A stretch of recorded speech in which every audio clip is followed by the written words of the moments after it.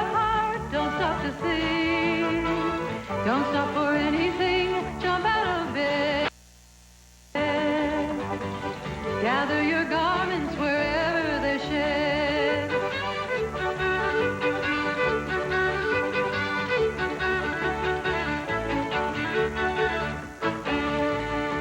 The chair as your stocking, the table your best. Your shoes in the fender, your shirts on the chest. Your belt's on the doorknob and you are in bed. Wake yourself, shake yourself. Ah, sleepyhead.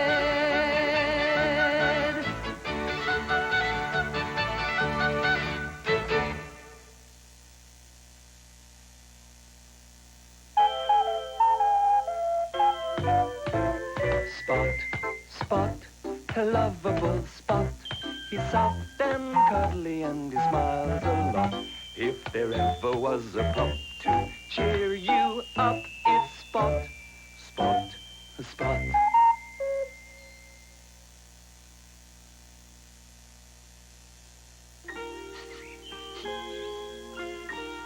Spot was in the garden.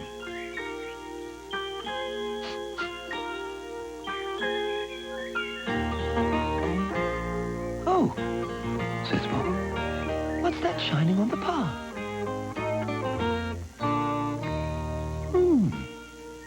It's a key.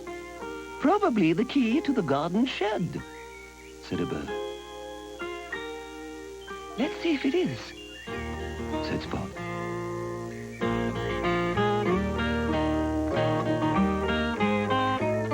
It's too small, said the rabbit. Too small, too small, too small, too small. It's too small. Perhaps Dad knows where it sits, thought Spot. Oh, good. Here he comes now. Hello, Dad, said Spot. Do you know where this... Sorry, Spot, I can't stop now. I'm looking for something. Oh, well, thought Spot. I'll just have to find out for myself.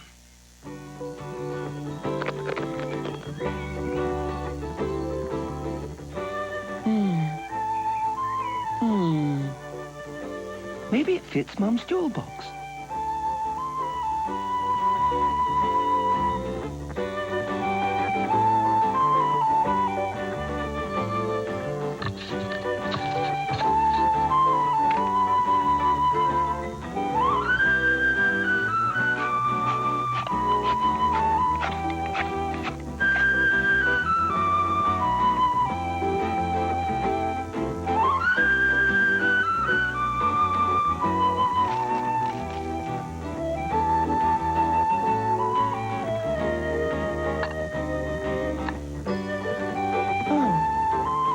Too big, said Spot.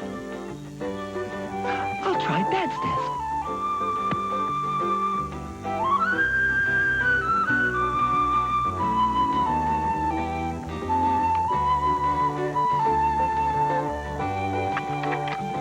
It's the right size, said Spot. But it won't unlock the desk. I'll ask Mum what the key fits. Ba-bum, ba-bum, ba-bum, ba-bum, ba-bum, ba-bum, ba-bum. Mum, said Spot. Do you know what this... Sorry, Spot, said Sally. I must go and help Dad. I'll be back in a minute.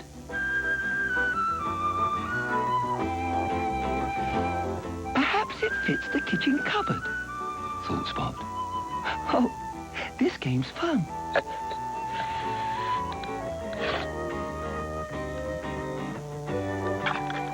It goes in the lock. It doesn't work. Now where shall I try?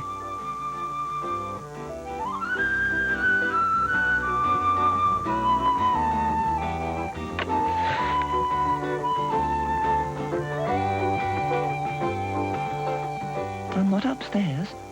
I've tried there. I wonder why Dad's left his toolbox out. I'll try the key. It works. It's the key of the toolbox. I'll tell Dad. Dad, called Spot.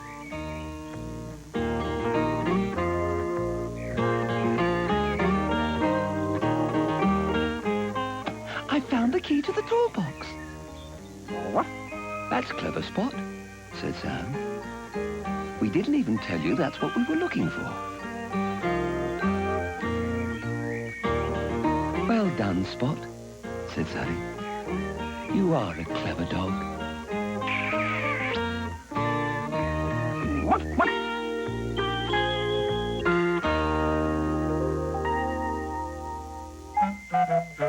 That's Spot. What?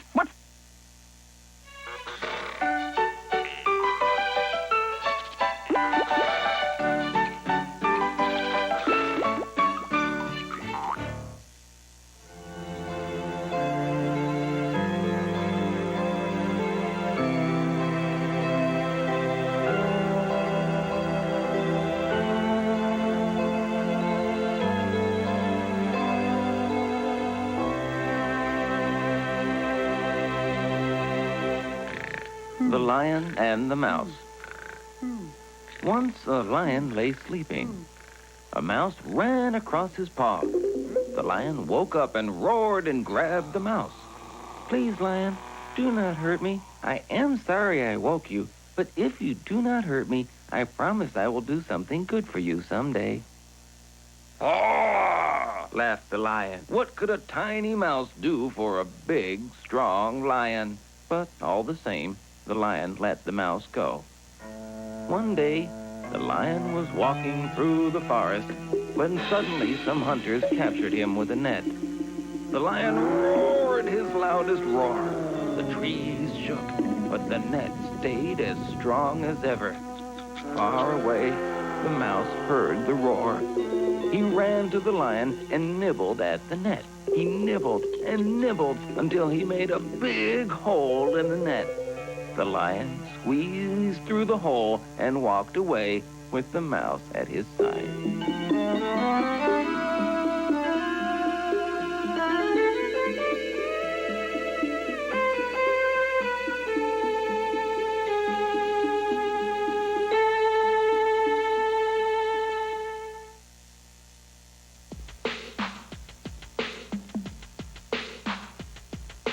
Jack, be nimble, Jack, be quick.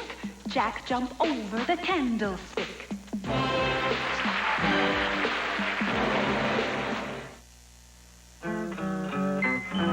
Here's to George, the curious little monkey.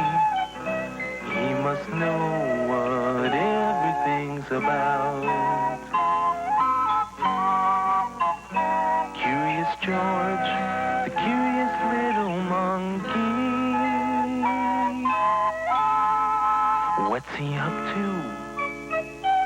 Let's find out. Curious George goes to college. I'm going to visit Professor Darwin at the college today, George, said the man with the yellow hat. There should be interesting things for you to see. So they got into their little blue car and went off. Soon they arrived at the science building. Professor Darwin is busy teaching a class, said the secretary, but he will be finished soon. We'll wait, said the man. Look around, George, but don't get into trouble. George walked toward the lab and peeked through the open door. A student was looking into a black metal thing on a table. It was a microscope.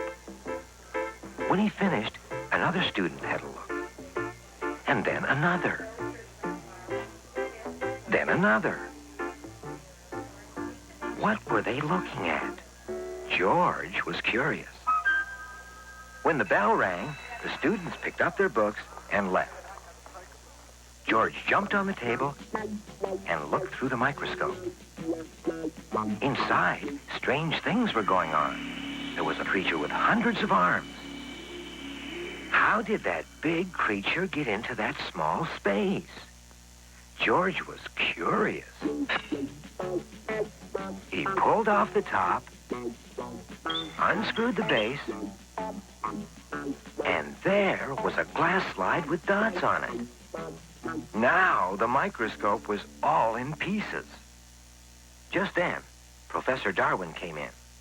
"What do you think you're doing?" he shouted. "That's our most expensive microscope." George was scared. He ran into the next room and jumped on a shelf full of stuffed animals. There was a raccoon, a rabbit, an owl, and a monkey. Just then, some students came in, followed by the professor. "Have you seen a little monkey?" he asked. "Only that one," said a student, pointing to the shelf. "I mean a live one," said the professor. "We've had some trouble with one." George did not move a muscle. The students sat down at their desk. The professor picked up a pointer and walked over to the shelf with the stuffed animals. "I have a question," he said to the students. "Which is the smartest? The raccoon? The rabbit? The owl? Or could it be the monkey?" And he poked George in the tummy. George jumped and almost fell off the shelf. The students laughed and laughed. "It's the monkey you were looking for. He's alive," shouted the student. The professor turned to George. "I should be angry with you," he said, "but you did prove a point." Then he turned back to the students. "The point is that the only animal smart enough to fool us all is a monkey."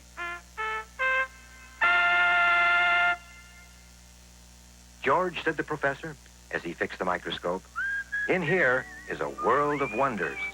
Never stop being curious." "I don't think he ever will," said the man with the yellow hat. "Come back anytime, George," said the professor. Then they waved goodbye and drove home in their little blue car.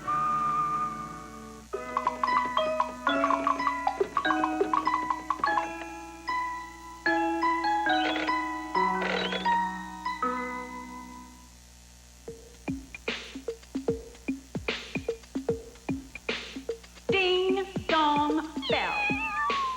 Pussy's in the well. Who put her in? Who? Little Johnny Green.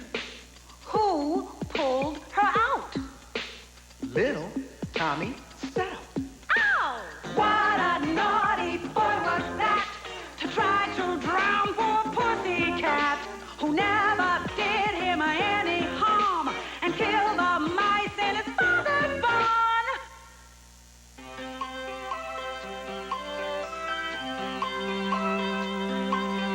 Pussycat, Pussycat, where have you been? I've been to London to look at the Queen. Pussycat, Pussycat, what did you there? I frightened a little mouse under her chair.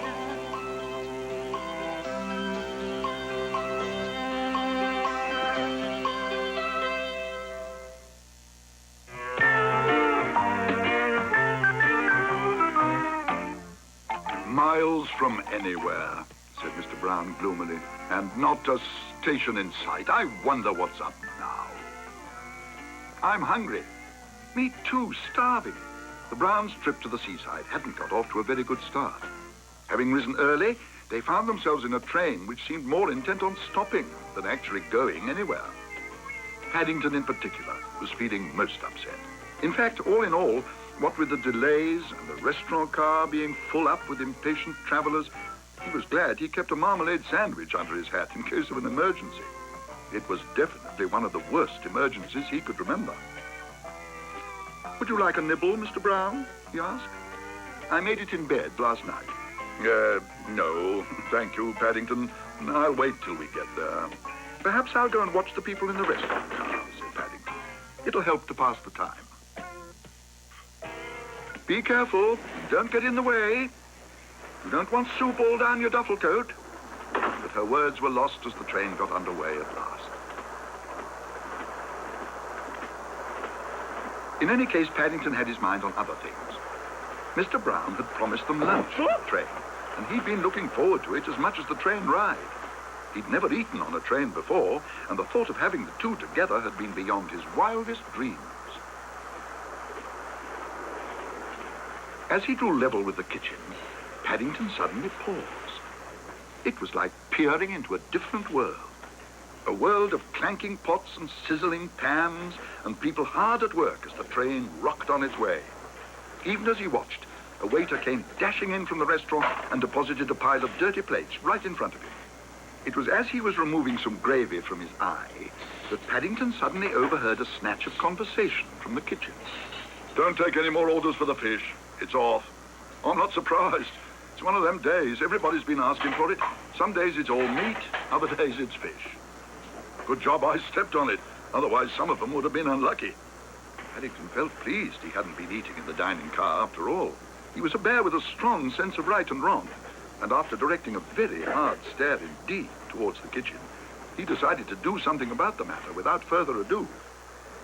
Excuse me, he announced. I shouldn't eat that fish if I were you. It's off. Off?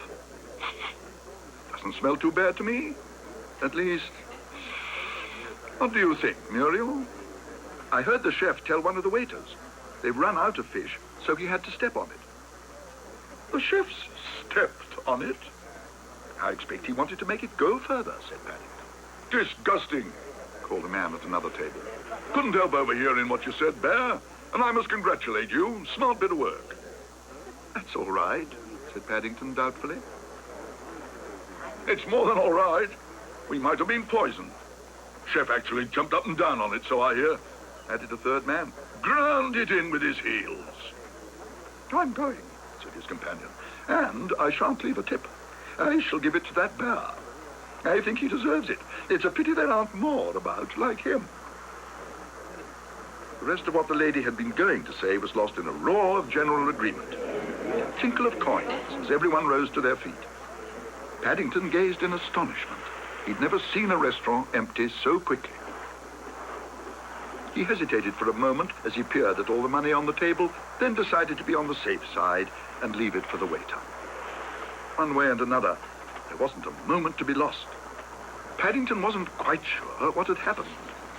But as he went past the kitchen, he noticed a very interesting smell of roast beef. And he was anxious to tell the Browns the good news.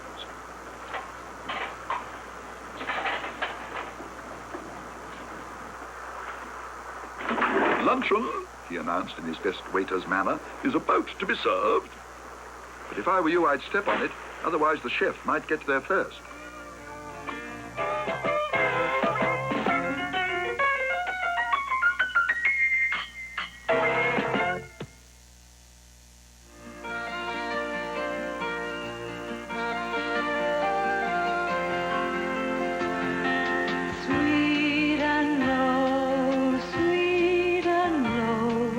Wind of the western sea, blow, blow,